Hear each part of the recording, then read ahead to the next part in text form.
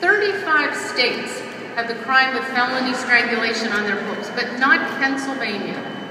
Why is this problematic? Strangulation is a very common form of intimate partner violence. An individual can be choked within an inch of her or his life, and in most instances it is her life, with very few, if any, visible markers. This lack of physical markers can mask the severity of an attack involving strangulation. When police or paramedics arrive and find a victim conscious and alert, it's sometimes assumed that the assault must not have been that serious.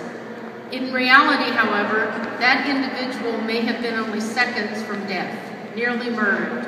We know that it is time for Pennsylvania to highlight and strengthen a law to protect victims, as strangulation is often a common and dangerous means of assault in domestic violence cases. It is a known risk factor for lethal domestic violence incidents and for homicide. I've spoken for years about the constant statistic in Cumberland County, and it is that we average in excess of 1 incident of domestic violence per day in our county. Not so many years ago, I had a press conference with Peg because we couldn't think of anything else to do when we had our 6th domestic violence homicide in 1 year.